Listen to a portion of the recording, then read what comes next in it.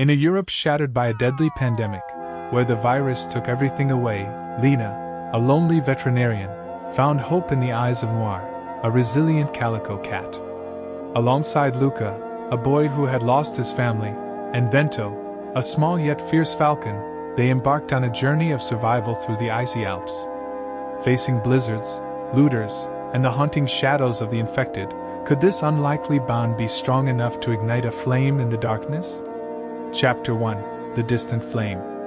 Lena huddled in her small wooden cabin, pressing herself into the corner where the icy winds of the Alps couldn't reach.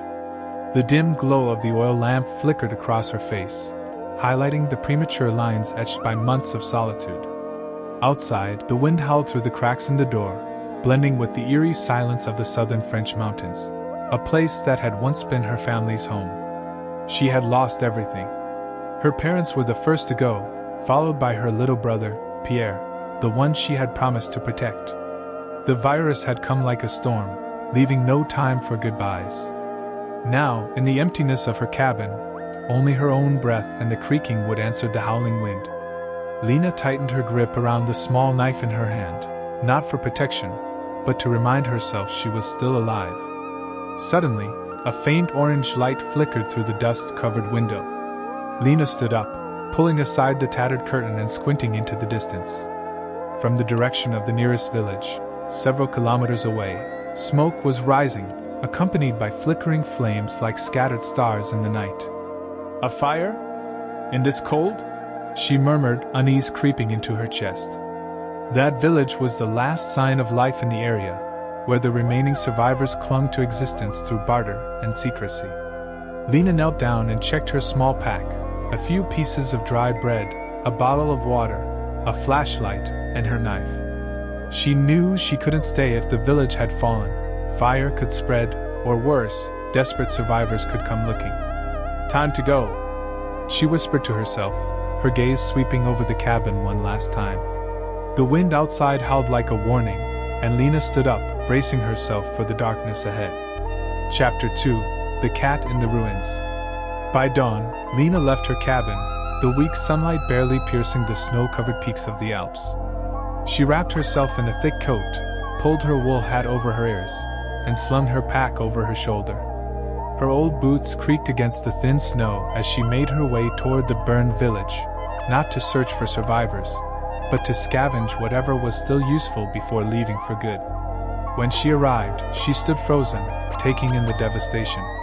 The wooden houses had been reduced to charred skeletons, thin trails of smoke still rising from the ashes.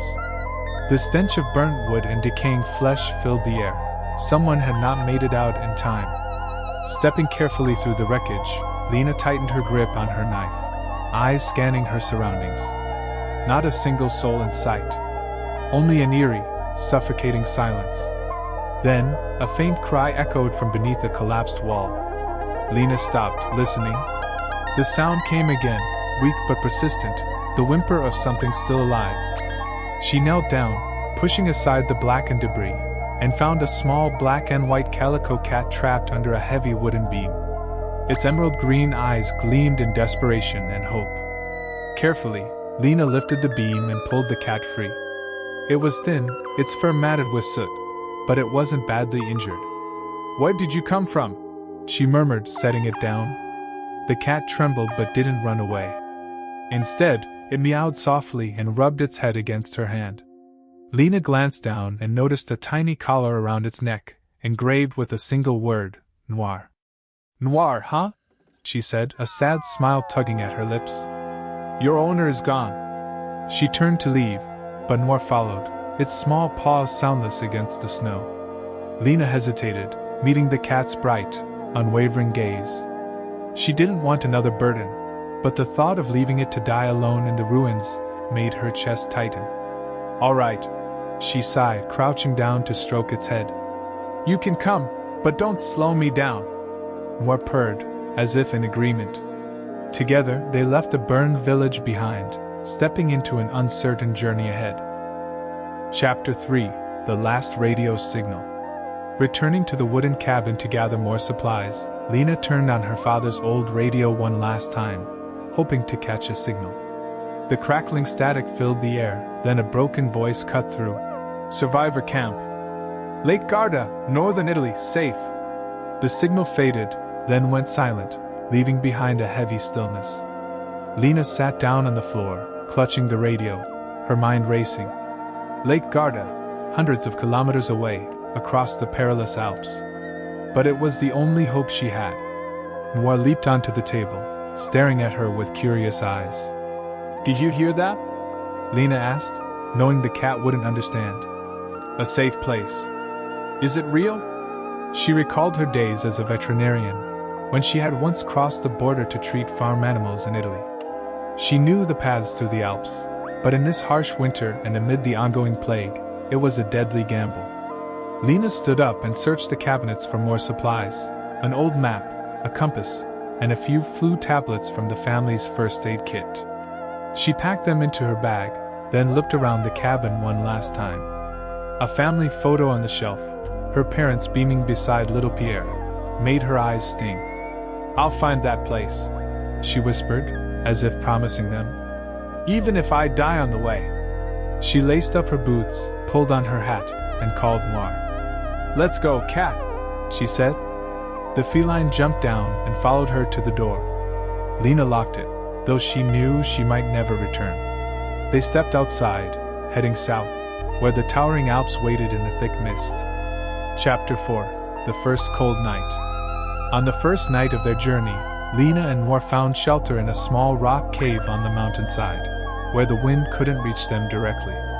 She built a small fire using dry twigs she had gathered along the way, the weak flames pushing back the surrounding darkness. Lena sat close to the fire, clutching her bag, her weary eyes staring at the distant peaks. Noir curled up beside her feet, its fluffy fur providing warmth for them both. She reached into her bag and pulled out a piece of hard bread, breaking it in half. This is for you, she said, placing a portion in front of Noir. The cat sniffed it, then devoured it hungrily, the sound of its tiny bites echoing in the cave. Lena chewed her own portion, the dry crumbs scraping her throat, but she didn't complain. It was all they had. Suddenly, Noir's ears perked up, and it let out a low growl. Lena tensed, gripping her knife, and peered outside the cave. In the darkness, she heard the faint snap of a twig, not the wind, but something moving. Stay quiet, she whispered to Noir, snuffing out the fire with her hand to hide their presence. The sound grew closer then stopped, just a few meters from the cave entrance.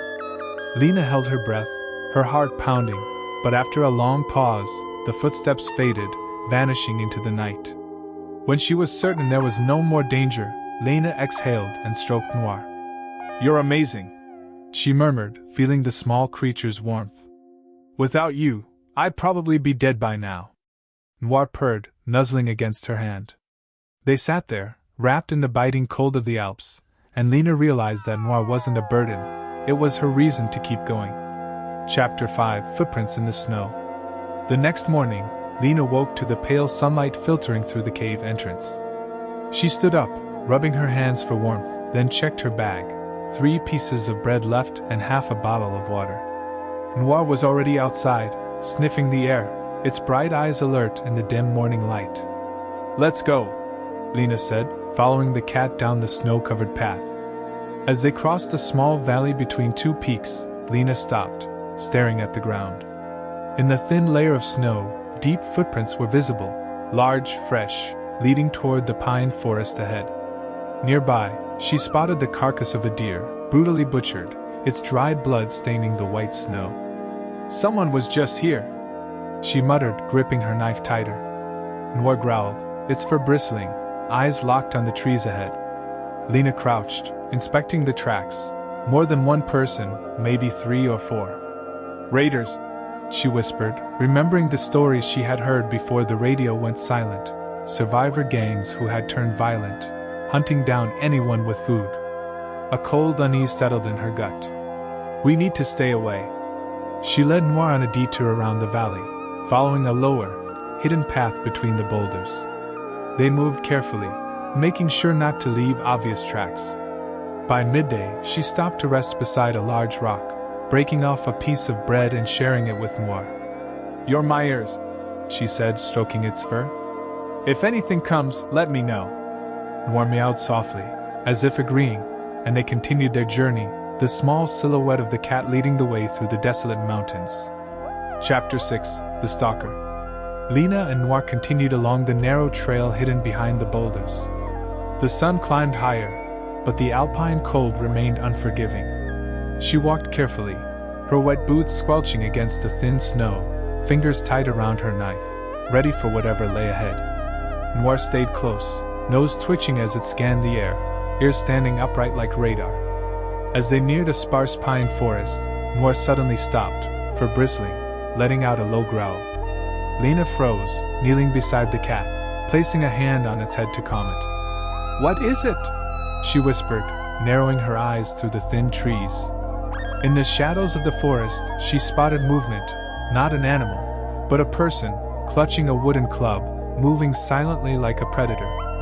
Lena held her breath, pulling Noir close, retreating behind a large rock. The footsteps were soft but deliberate, followed by hushed voices. At least 3 people, likely the raiders she had feared. "There was smoke last night," a hoarse voice said. "Someone's still alive out here." Lena gripped her knife tighter, hard hammering. They were hunting for her. Noir growled louder, but Lena covered its mouth, whispering, "Stay quiet, don't let them hear." She scanned her surroundings, spotting a narrow crevice between 2 boulders, just big enough to hide. Crawling inside, she pulled more close, pressing herself against the cold rock as the men passed. Through the gap, she saw 3 filthy, gaunt figures, their eyes red with hunger. One carried a long knife, swinging it impatiently, ready to strike at anything that moved. They lingered for a moment, sniffing the air, then moved on when they found nothing. Lena waited until their footsteps faded, then exhaled shakily, releasing Noir. "You saved me again," she whispered, stroking the cat, feeling her racing heartbeat slow. They slipped out of the crevice and continued deeper into the forest, staying far from the main path, out of sight of the hunters. Chapter 7: The Frozen Stream. After narrowly escaping the raiders, Lena led Noir along a lower trail, skirting the mountain's edge. By noon, they reached a small stream, its surface shimmering with a thin layer of ice under the weak sunlight. Kneeling down, Lena broke the ice with the hilt of her knife, scooping up the freezing water into a plastic bottle. She took a sip, the cold liquid soothing her parched throat, then poured a little into her hand for Noir to lap up. The cat drank eagerly, its pink tongue flicking at the droplets. Lena smiled, watching its blue eyes glisten in the pale light. "You were thirsty too, huh?" she murmured, stroking its fur. Suddenly, a dark shape flickered beneath the ice, a small fish, moving sluggishly in the icy current. Lena's eyes lit up. She stabbed through the ice with her knife, catching the fish. Lifting it triumphantly, she grinned for the first time in months. "Look, Noir!" she exclaimed. The cat flicked its tail, meowing excitedly. They sat beside the frozen stream, sharing the meager meal, warming each other against the alpine cold. Chapter 8: Memories of Home. At night, Lena and Noir took shelter in a small abandoned wooden hut near a stream, perhaps once a resting place for hunters before the outbreak. She lit a fire using scraps of wood she found in the corner, the soft, golden light casting over her weary face. Noir curled up by the fire, eyes half closed, as if savoring the rare warmth. Lena leaned against the wall, clutching her bag, letting her mind drift to the past. She remembered the small house on the outskirts of Marseille, where she had grown up with her parents and Pierre. Her father, a farmer, often brought home injured animals for her to care for, rabbits, birds, and even, once, a small fox. Pierre, her mischievous younger brother, always enjoyed watching her bandage them, calling her a super doctor. A memory surfaced vividly, the day she brought Noir, or rather, a cat that looked like Noir, home from the veterinary clinic. Pierre had named it Shadow, and he played with it for hours in the yard. "You're amazing, Lena," Pierre had once said, his eyes shining brightly. But now, Shadow was gone, just like her family, and Noir was the unexpected companion that had entered her life. Lena lowered her gaze, stroking Noir, feeling the steady rhythm of its breathing. You remind me of Shadow, she whispered. But you're stronger than I thought. The cat purred, nuzzling against her hand as if offering comfort. Lena closed her eyes, letting the memories flow, and for the first time in many nights, she slept without nightmares, only the gentle sound of Noir's purring beside her. Chapter 9: The Weight of Trust. The snow fell lightly as Lena, Luca, and Noir trudged through a narrow pass in the Alps, the mountains rising like silent sentinels around them. The air was crisp, biting at their exposed skin, but the presence of the boy beside her made the cold feel less isolating. Luca kept pace, his small frame hunched against the wind, the scarf Lena had given him fluttering slightly. Noir scampered ahead, its paws leaving faint prints in the snow, a quiet guide through the desolate landscape. They had been walking since dawn, the encounter with Luca still fresh in Lena's mind. She glanced at him now and then, noting the way his eyes darted nervously to the shadows between the rocks. He was skittish, like a wounded animal, and she couldn't blame him. Losing everything left scars, ones she knew too well. We'll stop soon, Lena said, breaking the silence. Find a place to rest before nightfall. Luca nodded, his voice barely a whisper. Okay. She studied him for a moment longer, then reached into her pack, pulling out the last piece of bread from their meager supply. She broke it in two, handing him the larger half. Eat. You need it more than I do. He hesitated, clutching the bread in his gloved hands. What about you? I'll manage, she said, forcing a small smile. Noir's been catching mice. Maybe I'll steal one from her. Luca's lips twitched, almost a smile, and he took a bite. Noir meowed indignantly, as if she'd heard the remark, and rubbed against Lena's leg. The moment of levity felt fragile, like a candle flickering in a storm, but it warmed her just the same. They found shelter beneath an overhang of rock, its jagged edge shielding them from the wind. Lena built a small fire with the twigs Luca gathered, the flames crackling softly as they sat close. Noir settled between them, purring as Luca scratched behind her ears. You're good with her, Lena said, watching the boy's gentle movements. My sister had a cat, Luca replied, his voice soft, distant. Before everything. She'd feed it scraps from the table, even when Mama yelled at her. He paused, his fingers stilling on Noir's fur. I miss them. Lena's throat tightened. She wanted to say something comforting, but the words felt hollow. Instead, she placed a hand on his shoulder. I miss mine too. My brother Pierre, he was about your age. Luca looked up, his blue eyes searching hers. What happened? The virus, she said simply, the weight of it settling between them. Same as you, I guess. He nodded, staring into the fire. For a while, they sat in silence, the crackling flames and Noir's purring the only sounds. Then Luca spoke again, his voice trembling. Do you think Lake Garda's real? That it's safe? Lena leaned back against the rock, exhaling slowly. I don't know. The radio signal was weak, broken. But it's all we've got. A chance. What if it's not there? He pressed, fear creeping into his tone. What if we're walking for nothing? Then we keep going anyway, she said, meeting his gaze. We survive. Together. Luca swallowed hard, then nodded, clutching Noir a little tighter.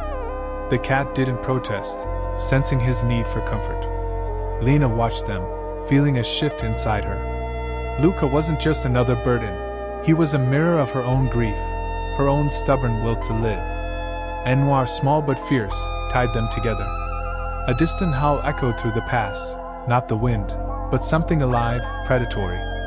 Lena tensed, snuffing out the fire with a handful of snow. Get down, she whispered, pulling Luca close. Noir's ears flattened, her growl low and warning. Through the falling snow, shapes moved, dark, indistinct, too far to identify but close enough to raise the hairs on Lena's neck. Raiders, wolves, or something worse, she couldn't tell. She gripped her knife, shielding Luca as they pressed against the rock, barely breathing. The shapes lingered, then drifted away, swallowed by the storm. Lena exhaled shakily, her heart still pounding. They're gone, she murmured, loosening her grip on Luca. He clung to her sleeve, his voice a whisper. "You won't leave me, right?" "No," she said firmly, surprised by the certainty in her own voice. "Not you. Not Noir.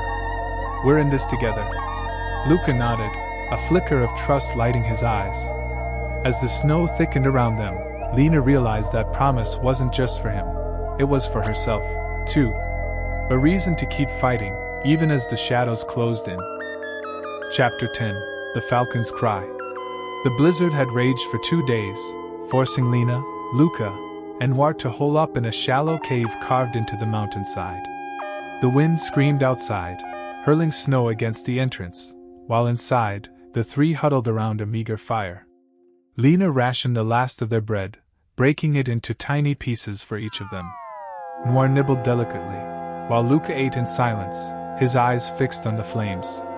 "We're running out," he said quietly, his voice small against the storm's fury. "I know," Lena replied, her tone steady despite the gnawing hunger in her stomach. "We'll find something tomorrow. The storm can't last forever." Luca nodded, pulling his blanket tighter. Noir curled up beside him, a small source of warmth in the frigid air. Lena watched them, her mind racing. They were halfway through the Alps now, but the journey was taking its toll. She could feel her strength waning, and Luca, despite his resilience, was still a child, vulnerable to the cold and exhaustion. A sudden, sharp cry pierced the howling wind, startling them all. Noir's ears shot up, and Lena grabbed her knife, peering toward the cave entrance. "What was that?" Luca whispered, shrinking back. "Stay here," Lena said, creeping toward the opening. She squinted into the swirling white, the sound coming again, a high-pitched screech, wild and desperate. Then, through the blizzard, she saw it, a small falcon, its wings beating furiously against the storm, plummeting toward the ground. Lena lunged out into the snow, snatching the bird just before it hit the rocks.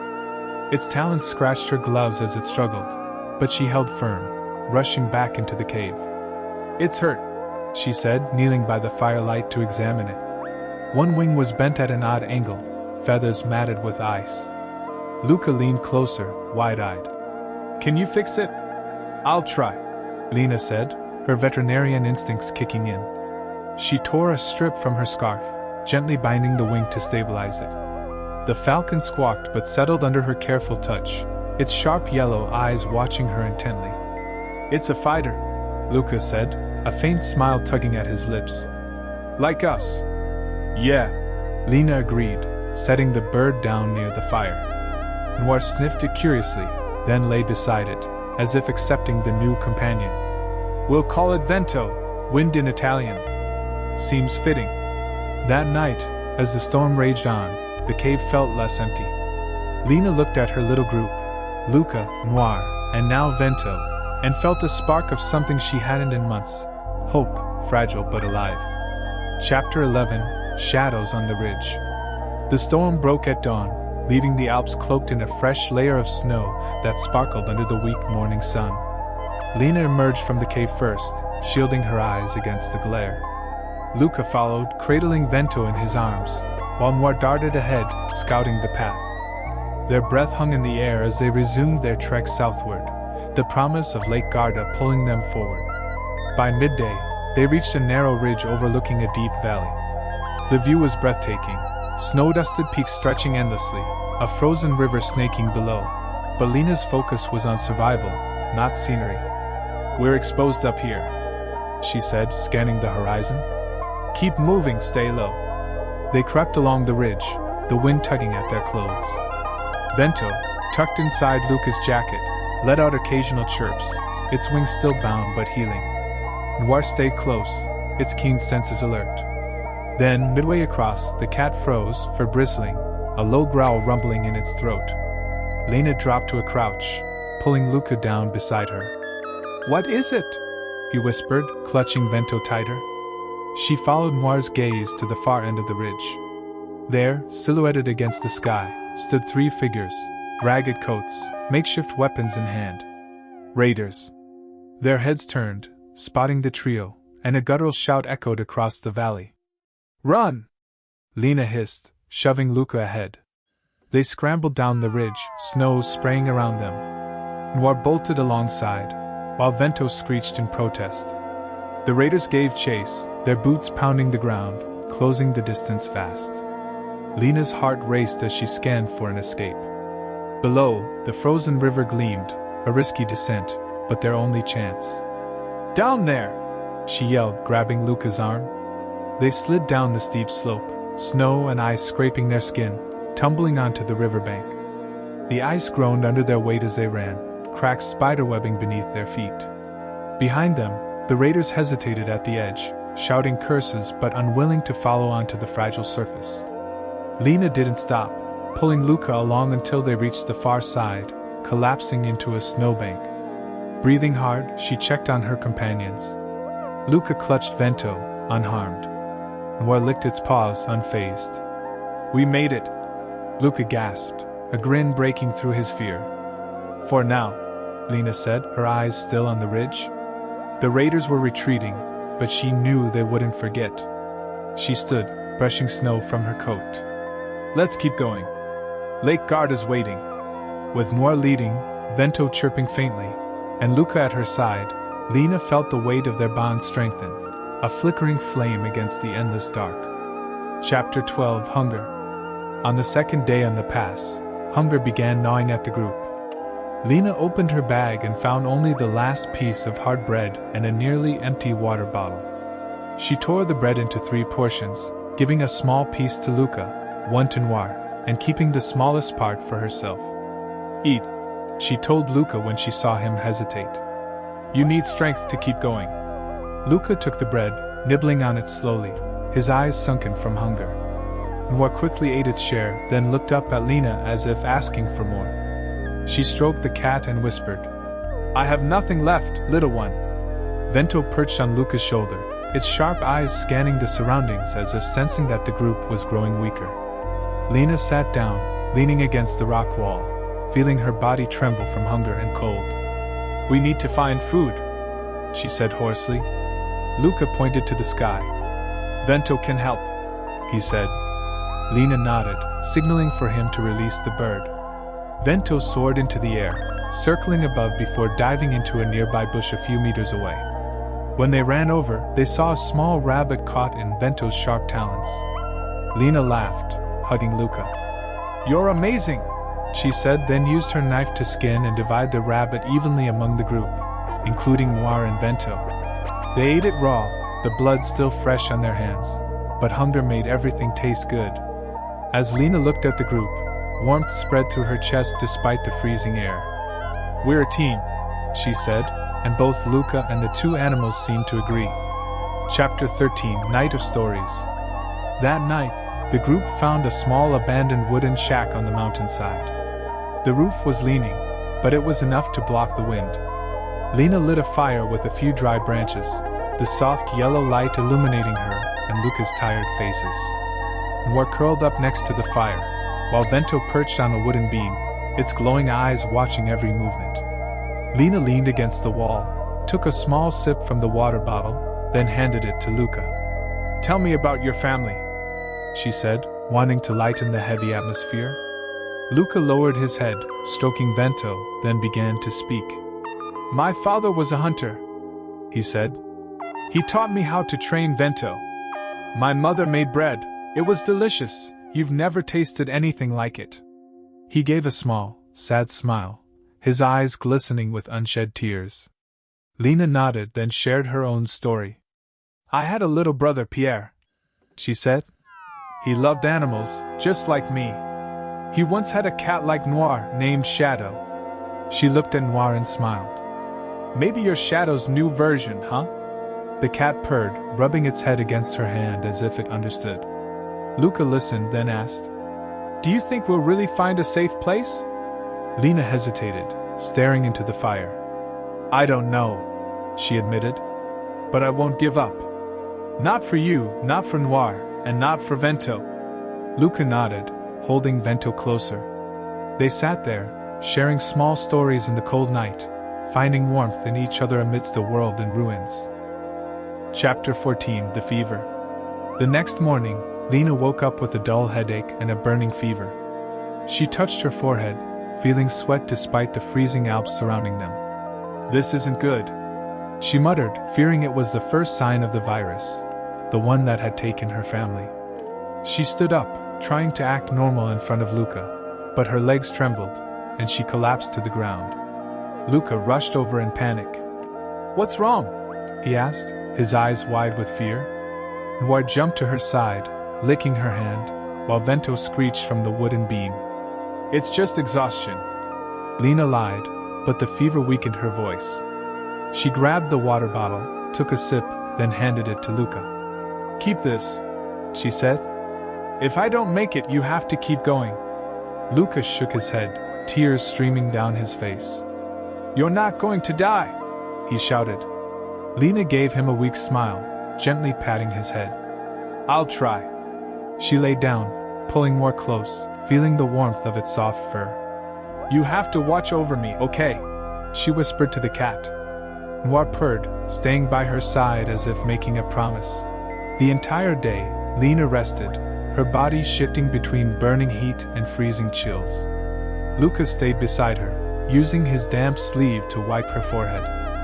Noir and Vento remained as well, like little guardians. Lena closed her eyes, praying that it was just a cold, because she couldn't leave Luca and the two animals behind in this journey. Chapter 15: The Inn in the Storm.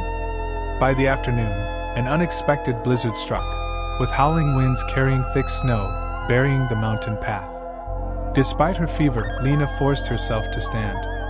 "We have to find shelter," she told Luca, her voice hoarse. The boy nodded, holding Vento, while Noir led the way, sniffing through the whiteout in search of a path. They trudged through the storm, Lena leaning on Luca for balance while holding Noir, who could no longer walk in the deep snow.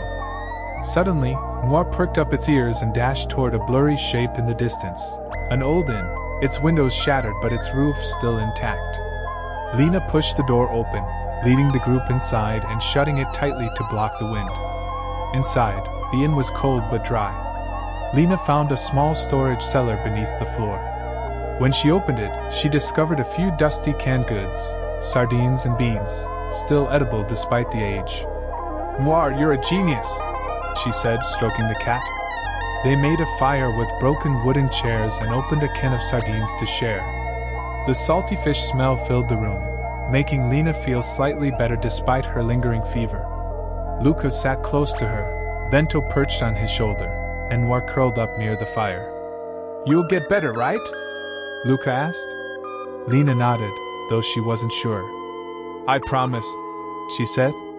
Outside, the blizzard roared, but inside the inn, they had each other, a small warmth in the endless night. Chapter 16: Figures in the Mist. By morning, the storm had calmed, leaving a thick layer of snow blanketing the old inn. Lena woke up feeling exhausted but relieved that her fever had subsided. She sat up, stroking Noir, feeling the warmth of its fur. Luca was still asleep, holding Vento inside his coat, his face peaceful in slumber. Lena stood up and opened the inn's door, letting in a gust of cold air. Through the heavy mist left behind by the storm, she saw vague figures moving in the distance, not wild animals, but people, walking slowly yet deliberately. "Luca, wake up," she called softly, tension in her voice. The boy startled awake, hugging Vento tighter. "What is it, Lena?" he asked, still groggy. "Noir heard something," she said, pointing at the cat, which was growling softly, its fur bristling. She shut the door and peered through a crack in the broken window. The figures were getting closer, 3 men, dressed in tattered clothes, carrying knives and clubs, their gaunt faces filled with menace. "Bandits," Lena whispered, her heart pounding. She realized they might be the same group that attacked Luca's family, or another just as dangerous. "We have to hide," Lena said, pulling Luca and the animals into the storage cellar. They crouched in the darkness, holding their breath as footsteps crunched outside. "Smell the smoke?" a raspy voice said. "Someone was just here." Lena gripped her knife tightly, praying they wouldn't find the cellar entrance. Noir stayed still in her arms, while Vento nestled in Luca's hands, as if they all knew their survival hung by a thread. Chapter 17: The Ambush. The footsteps stopped directly above them. Dust fell from the wooden ceiling as the bandits moved around. Lena tightened her grip on Noir with one hand, while the other clenched her knife, ready to fight if they were discovered. Luca trembled beside her, whispering, "Lena, they killed my parents." His voice choked with grief, but his eyes burned with quiet rage. Vento perched on his shoulder, talons digging in, prepared to strike. "They must be gone," one of the bandits muttered. "But leaving behind food? That was stupid." The sound of rummaging followed. They had found the last can of sardines on the table. Lena bit her lip, knowing that if they decided to search further, they would be trapped. Suddenly, a loud crash echoed outside, the sound of wood breaking, as if someone had knocked over a pile of firewood. "Who's there?" one of the bandits shouted. They rushed outside, leaving the inn momentarily silent. Lena exhaled slowly but didn't dare move yet. She waited a few minutes before carefully lifting the cellar hatch. The room was empty. "Probably just the wind knocking over the wood," she whispered to Luca, though she wasn't entirely convinced. They climbed out quickly, gathering what little they had left, a single can of beans and a nearly empty water bottle. But as they stepped outside, Lena heard footsteps returning. The bandits had set a trap, waiting for them. They lunged from behind the inn, knives and clubs raised. "Run!" Lena shouted. She pushed Luca forward, but one of the men blocked the way, swinging a club at her shoulder. Pain exploded down her arm as she collapsed with a scream.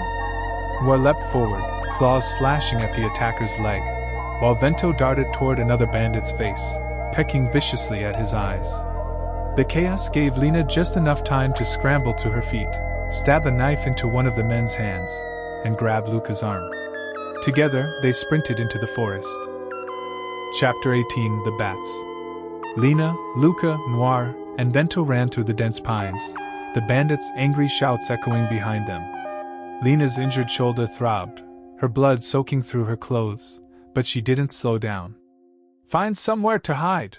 she shouted at Luca, scanning their surroundings. Noir dashed ahead, leading them toward a narrow mountain crevice, where a dark cave loomed within the mist. They squeezed inside, the damp, musty smell filling their noses. Lena flicked on a flashlight, revealing hundreds of bats hanging from the ceiling, their beady eyes gleaming in the dim light. "Bats?" Luca whispered, his voice shaking. Lena had an idea. "If we release them, the bandits will panic," she said, recalling what she knew about bats and their sensitivity to light and sound. She handed the flashlight to Luca. "Shine it up when I signal," she instructed, picking up a dry branch from the cave floor. The bandits' voices grew louder outside. "They couldn't have gone far." Lena took a deep breath and nodded at Luca. He flicked the flashlight beam onto the cave ceiling while she slammed the stick against the rock wall. A deafening screech erupted as the bats took flight, swarming out of the cave in a black cloud. The bandits screamed, flailing their weapons wildly as the bats overwhelmed them. Lena grabbed Luca, Noir, and Vento and sprinted through a side tunnel that led out onto the mountainside. When they finally emerged, the sounds of the panicked bandits had faded into the distance, lost in the chaos. "You're a genius," Luca panted, hugging Vento. Lena patted Noir, breathing heavily. "No, it was thanks to all of you." Chapter 19: Recovery. After escaping, Lena led the group to a small wooden cabin hidden among the trees. She sat down, inspecting her bruised shoulder, painful, but not broken. Luca opened their last can of beans and split it evenly among them, even feeding Noir and Vento. They ate in silence, the hunger finally subsiding, but Lena still felt weak from her fever and exhaustion. "You don't look good," Luca said worriedly. Lena gave him a tired smile. "I just need some rest." Noir curled up beside her, while Vento perched close by, watching over her. Lena closed her eyes, reassured by their presence. She realized that her fever had finally passed. It was just a cold, not the virus. That night, as they sat around a small fire, Lena told Luca stories from her time as a vet, rescuing animals in the mountains. "I used to think I was useless when the outbreak started," she admitted. "But now I know I have to survive, for you, and for them." Luca nodded. Me too. Vento saved me, and you saved all of us. They slept side by side, bound together by the trials they had faced, and the ones still ahead. Chapter 20: The Distant Lake. At dawn, they left the cabin, continuing their journey. Lena, though still sore, felt stronger. When they reached the top of a ridge, she stopped, eyes widening. Beyond the mist, shimmering in the sunlight, lay a vast lake, Lake Garda, their destination. There it is! Luca cried, pointing to the valley below, where white tents and smoke rose from what seemed to be a survivor camp. But as they looked closer, their excitement turned to fear. The valley was crawling with slow, staggering figures, infected people. This won't be easy, Lena murmured, gripping Luca's hand. They stood there, knowing the hardest part was still ahead. But with Noir and Vento by their side, they were ready. Chapter 21: The Valley of Death. Lena stood on the hill, looking down at the valley leading to Lake Garda, her heart heavy. The staggering figures moving sluggishly under the faint sunlight were not unscathed humans. They were the infected, their skin pale, eyes cloudy, their steps soulless like the walking dead. We can't go straight through, she whispered to Luca, gripping her knife tightly. Noir growled softly, the fur on its neck bristling, while Vento chirped from Luca's shoulder, as if in warning. Luca looked at her, his eyes full of fear. They look like the ones who attacked my village, he said, his voice trembling. Lena nodded, recalling the stories of the virus that turned people into savages before killing them. We have to go around, she said, checking the map. A narrow path along the western mountainside might lead them down to the lake, avoiding the valley. They began their silent trek. But as they rounded a bend, Noir suddenly pricked up its ears and growled fiercely. Lena turned to see a group of infected, about 5 of them, climbing up the slope, perhaps drawn by the faint noise they made. Run! Lena shouted, pulling Luca down the slope. Noir dashed ahead, Vento soared above, but the infected didn't give up, their eerie moans echoing behind them. Lena glanced back. One of them was just a few meters away, clawed hands reaching out. She halted, drove her knife into its chest, and shoved it off the cliff. But the others kept coming, forcing the group to flee again, their breath ragged in the biting cold. Chapter 22: The Broken Bridge. The group raced down the mountainside until a small river blocked their path, the final route to Lake Garda. An old wooden bridge stretched across the water, but a section in the middle had collapsed, leaving a 3-meter gap over the icy, rushing current. Lena stopped, panting, staring at the gap. We have to cross, she said, though she knew it was nearly impossible. Luca looked down at the water, his face pale. I can't jump, he said, clutching Vento tighter. Lena knelt, inspecting the bridge. The remaining planks wobbled but could support one person at a time.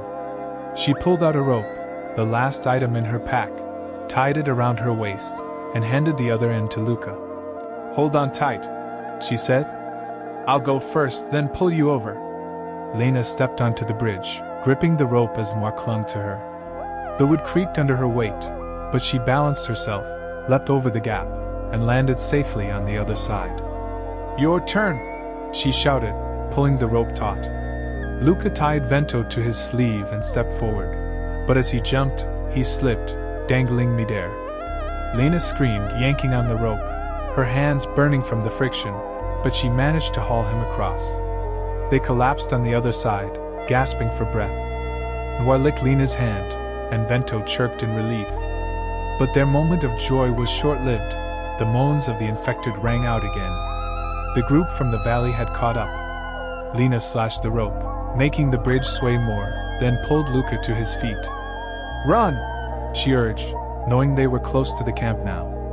Chapter 23: Gunshots. Beyond the broken bridge, Lena and the group ran across a thin layer of snow, Lake Garda visible ahead. But as they neared, a sharp gunshot rang out in the distance, making them freeze.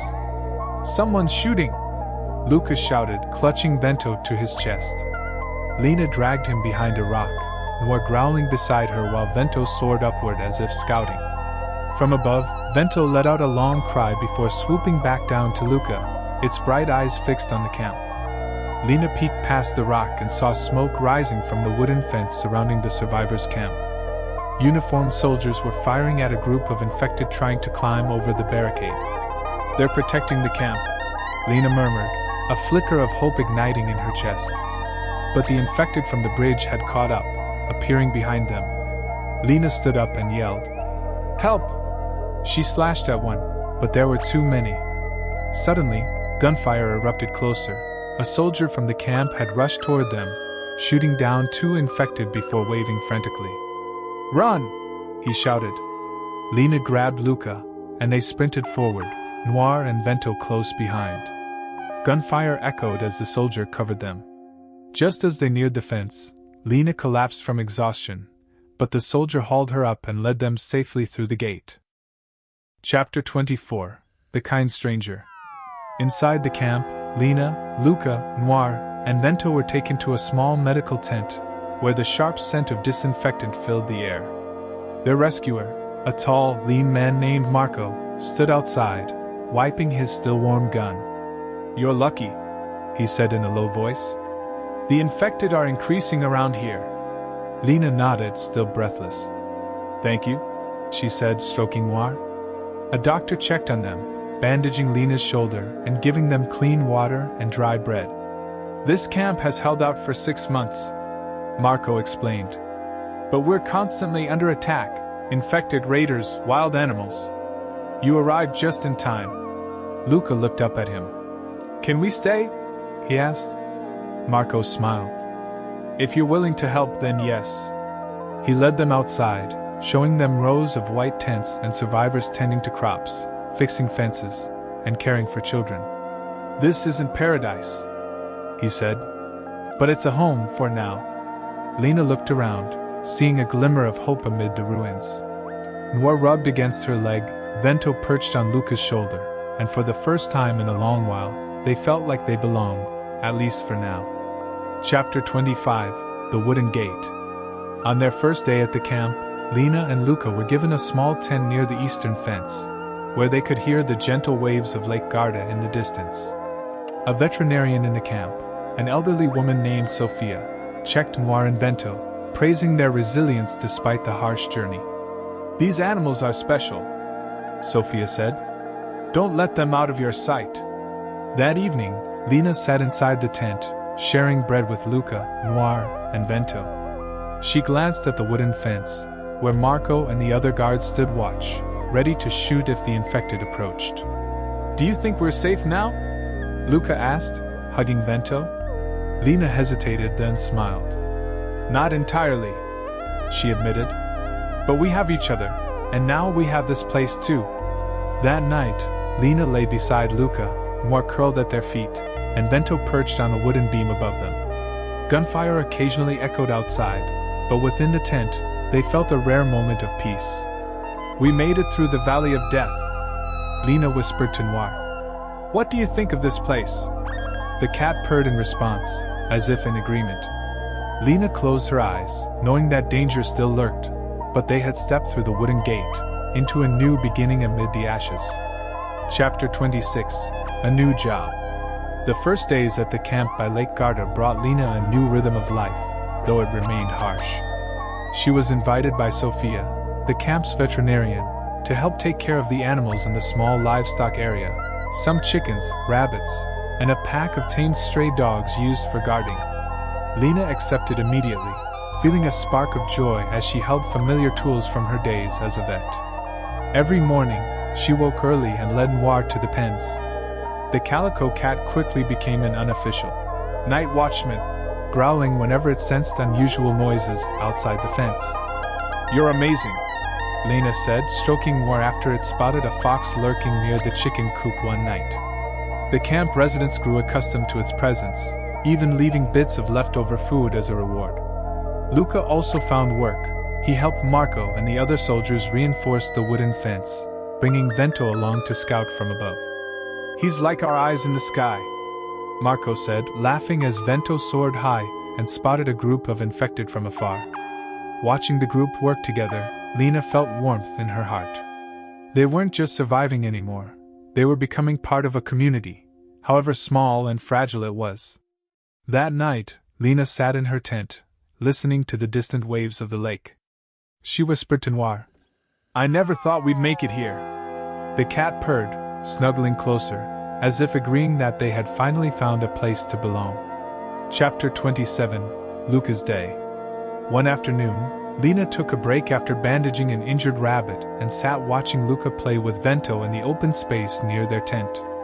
The boy released the falcon into the air, whistled a command, and laughed as Vento swooped down to snatch a small stick he had thrown. "Look at this!" Luca called, running toward Lena. "He's flying even higher than yesterday." Lena smiled, seeing the rare joy in Luca's eyes.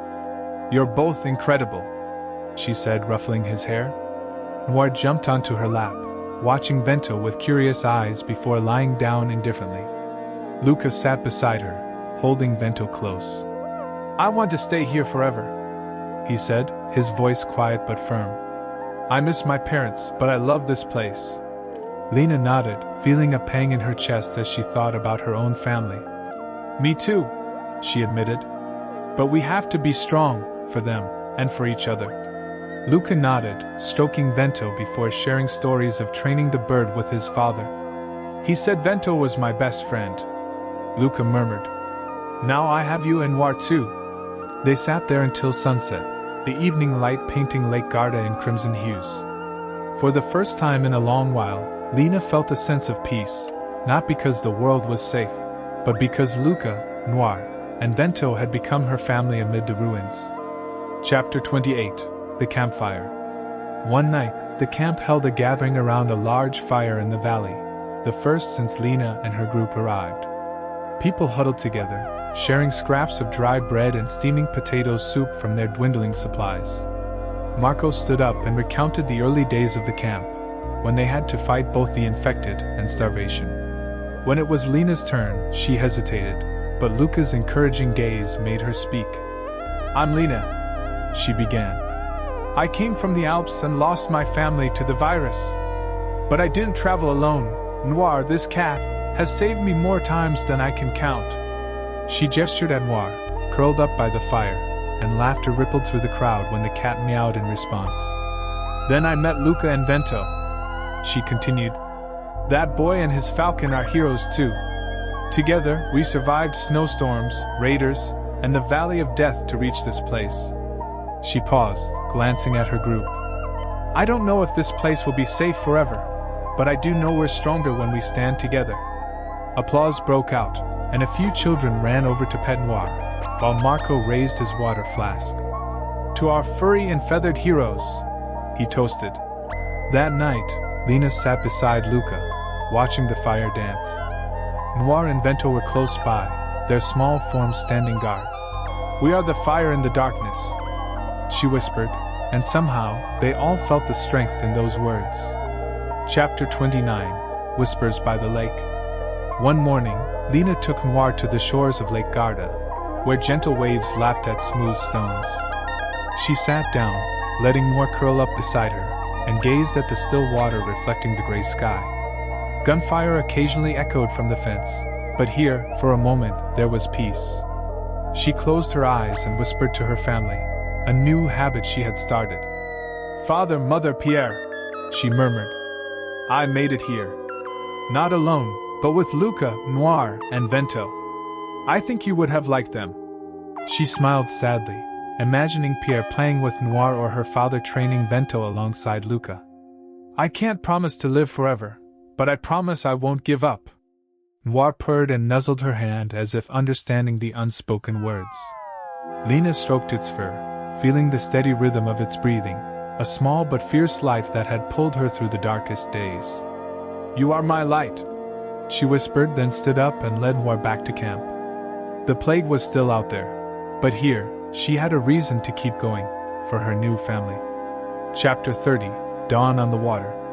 The next morning, Lena woke before the camp's alarm whistled. She called Luca, and together with Noir and Vento, they climbed a small hill overlooking the lake, a spot where they could see the valley and the shimmering water. The sky looked different today, not gray, but a soft pink as dawn stretched across the horizon, painting Lake Garda like a vast mirror. They sat in silence, watching the sunrise. Noir curled up beside Lena, Vento perched on Luca's shoulder, and the golden light slowly melted away the morning chill. "It's beautiful," Luca whispered, hugging Vento closer. Lena nodded, running her fingers through Noir's fur. "We made it," she said softly. "From the Alps to here, through everything. The plague was not over, and the camp would never be truly safe. Lena knew that. But as she watched Luca smile, Noir purr, and Vento spread its wings beneath the morning sun, she felt a new strength. They might stay here, or one day leave in search of something else, but as long as they had each other, there would remain a fire burning against the darkness. Lena stood up, took Luca's hand, and led them back down the hill to camp.